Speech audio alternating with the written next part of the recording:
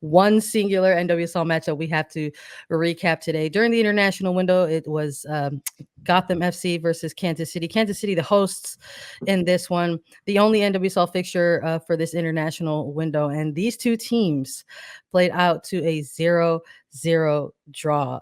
Lisa, I think we have to start with picks. I think we have to start with the picks in this one. Why don't you let the listeners know about us? We both picked Gotham to win. So if Gotham won this match, they clinched playoffs. They were in all's a neat little bow. And lo and behold, Kansas City, the wrecking ball of the league, my most favorite thing to see right now, a team that is out of playoff contention, come in and just destroy the hopes and dreams of other teams, at least for another week. So we both picked Gotham. So we are both losers, and I'm totally okay with a draw in this sense. Let me tell you, I'm there with you because more than being right, I love a good spoiler. And I know we've been talking about it week in and week out. I've been using that same verbiage when it comes to talking about this team specifically. But there's just something about this Kansas City NWSL side, especially at home, especially in this second half of this season. With this draw, this scoreless draw, they now remain undefeated at home in 7 straight home matches. And that is just like so impressive. Like when you're looking ahead into next year and sort of thinking about like all of those things that come into play with an expansion side, when you're like still trying to get used to playing with each other, still trying to develop chemistry, still trying to define like what your team culture is, like looking at all of those things in this second half and then sort of seeing that kind of come out from this Kansas City side on like seeing that be executed on the pitch where they're going hard in this second half and they're going head to head with these other top tier teams. It's very, very impressive. It was so funny, like you mentioned ahead of this kickoff. The socials for the league were talking about like here's a playoff scenario, and they've been doing that as the weeks have been winding down because the table is still so narrow and there are still playoff spots up for grabs. And they said this is the scenario for today, as they refer to it as like a simple scenario. So like all Gotham had to do was just go in on the road and pick up a win against 10th place Kansas City, and they tried to do that in this match. Let's talk about it a little bit. This match kicks off. Player demonstrations still happening throughout the league. This game almost looks for a second, Lisa, as if it is going to go a certain kind of way.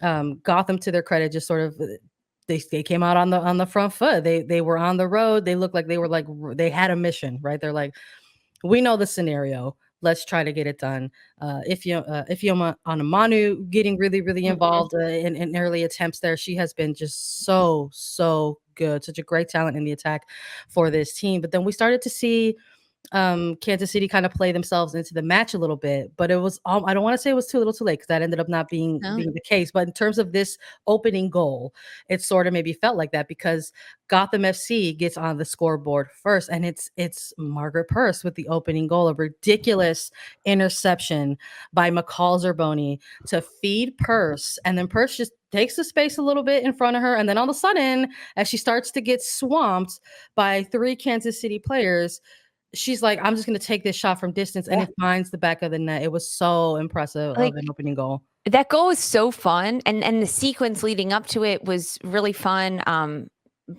When we dive into this and look at the starting lineup, we knew internationals, a few were out for both sides, honestly missing really big players. Carly Lloyd, Estelle Johnson, Kaylin Sheridan, Evelyn Beans for Gotham. And then for Kansas City, Katie Bowen, Rachel Corsi, A.D. Franch, Mariana Laura Oquette, Victoria Pickett, Desiree Scott, Jessica Silva. Desiree Scott probably being the biggest one. Yeah, 7 in that lineup there for Kansas City out on international duty. So things were going to look different when this game kicked off, no matter what, especially when you look back at the first time they played. But with that time, also a 1-1 draw, both the results. The teams have played 1-1 draws. So Didi Herrera sliding into goal for Gotham, and she hasn't played since August 7th. I mean, when she plays, though, she starts and she plays 90, and she does a fantastic job. We saw that during the Olympics this summer. But man, McCall Zerboni, her vision in the midfield, and that's what shifted for Gotham throughout this match. Their midfield unit was very aware of how Kansas City wanted to play, getting the ball from center backs to outside backs and then feeding it in through the middle and then out wide again. It was a nice little combination play that Kansas City has gotten very good at. It's a bit predictable, but it works for them because they have good ball movement and good movement off the ball that they are able to do that. And McCall Zerboni stepped in and intercepted this pass. And you said it best, the goal from Margaret Purce, just phenomenal. This is like, we've seen her go out with injury and not play lots of minutes in games. And sometimes that can set a player back, at least mentally, and confidence level, seeing your teammates like Anamanu and Carly Lloyd doing so well, even Paige Monahan coming back from injury as well. But Margaret Purce has just taken this opportunity to step back on the field and say, I'm willing to be the best. I want to be the best. And she now takes her goal scoring abilities up to 9 in this game. She has scored in the last 5 games. She's scored a goal, at least 5 goals. That's something, Margaret Purce, for being out and injured half of the season for at least a few weeks there in the middle. And then Kansas City, they didn't let up. They wanted this to be their game. I think Kristen Hamilton had a few opportunities. At one big one right towards the end of the first half, a breakaway that she didn't end up getting on frame, but she makes it up just a few minutes later. She puts a lot of high pressure on Gotham's back line, and that's what needed to be done. It was Erica Skrofsky that Hamilton picks off. She picks off the pass from her and then dives into the 18-yard box, and PK for Kansas City right before the halfway line. And who else but Kristen Edmonds to step up and hammer this one home. You love to see that, a player in Edmonds that has slid from center back to outside back to midfielder, and now she's slotted in where Desiree Scott usually plays, the 6, the defensive midfield position. And I think she did a nice job there. She's such a dangerous player because she can play everywhere and still be a leader on the field, knowing what she needs to do in her role and helping direct what everyone else needs to do. So I'm happy that she got the PK. It was an exciting first half. So I mean, exciting.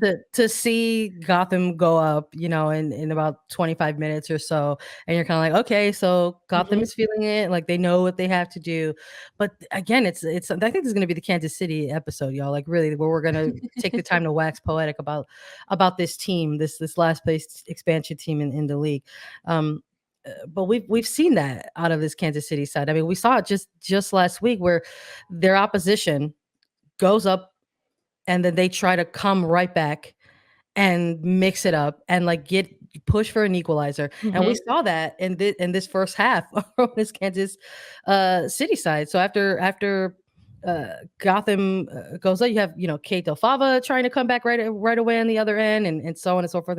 And these this constant kind of picking and choosing your moments of when to attack and to apply pressure ended up paying off. And we're looking at we're at the end of the season, so maybe we're looking at bigger picture type of things at this point, and looking at somebody like a Kristen Hamilton getting these starts with this Kansas City side. You can see the difference that it's making. It's a very promising attack that looks like there's going to be in place there with Kansas City, with somebody like a Hamilton, with somebody like a Darian Jenkins getting more starts, getting more consecutive minutes under their belt.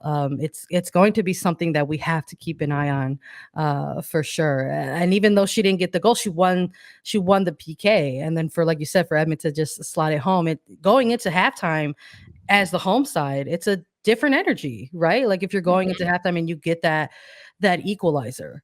But I think it led to an even more interesting second half because nobody was trying to give too much and nobody was trying to really kind of slam it home, and it ends up being this one draw. It stays 1-1 throughout the duration of the 90 minutes, and you can't, for me, somebody like me watching this, knowing that we're gonna have to report on it or talk about it on the podcast and recap it, I'm just kind of like, gosh, like Kansas City is like it for me, like in this second half. They are one of my absolute second half favorite stories of the second half of this season.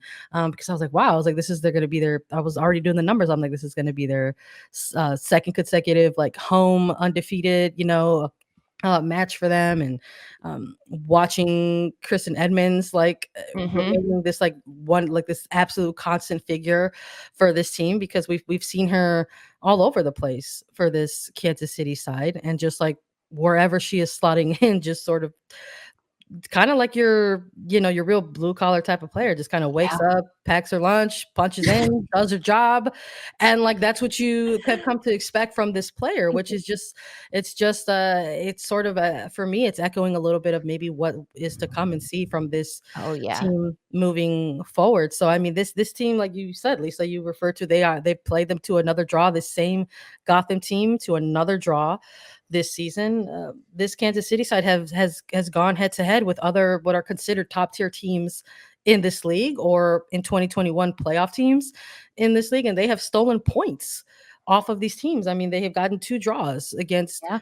Gotham FC. They have gotten points off of North Carolina Courage. They gotten points out of Portland Thorns FC. They defeated OL Reign at a time when OL Reign was like really starting to hit their peak. So it has just like been an absolute joy to watch this team. And for Gotham, they're gonna have to wait. They're gonna have to wait now. So Lisa, let's look ahead a little bit. Even though this isn't the official NWSL preview, let's tease it a little bit.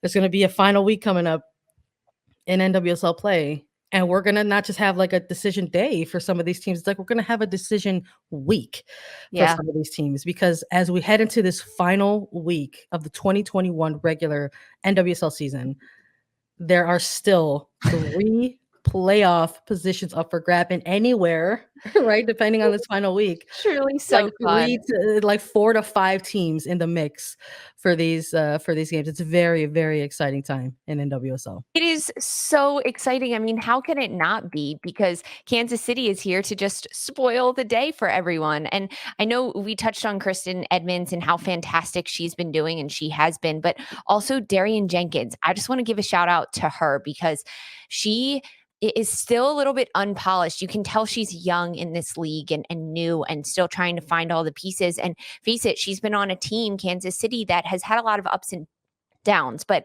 the team as a whole is really finding themselves in these last few weeks, and they're figuring out how they can play as a unit on the field, especially the 11 that are consistently in there, and then even not so consistently with who got the start against Gotham. But when you look at Darian Jenkins, it's a little bit unpolished, but she is figuring out what her skill set is against other NWSL opponents, and her combination with Hamilton and Jenkins has grown. They've figured out how to play together. It's establishing. It's like a boiling pot of water, and before long, it's just going to blow up and blow over. And I hope it happens this next week, because I don't want to wait until next season because we don't get playoffs from Kansas City. So I'm hoping that it's just fireworks, and I'm talking about the type of fireworks that we see a lot from players like Purse and Anamanu, and they're on the pitch together.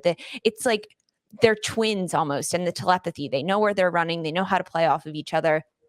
I'm pumped for that. But man, decision day, decision week, Gotham's probably a little upset. This was their chance to secure a Yeah. playoff spot. They can still win out and be second place in the standings, and they can still host a semifinal match, get a first round bye, and still host, because we mentioned that Kansas City, they're unbeaten in their last 7 matches now at home. Purse has 5 goals in the last 5 matches, and Gotham is now technically unbeaten in their last 6 matches because this one was a draw. So the rolls keep on rolling here, and the stats and the play for these two teams. But Kansas City, now they're just 1 game behind everyone else in the league. They still have another one to go. I mean, playoff position, playoff picture is so exciting right now. It is, and we're gonna keep an eye on it. Stay tuned for our preview. We'll obviously get into more of the different scenarios that come into play within the final week when we start getting into deeper dives on all of the teams. But for now, Gotham still need to get the job done. They have the most games left in hand remaining on this one. Like Lisa mentioned, they could end up in second place if certain things roll out the way that they roll out, and that would mean other different circumstances for other teams.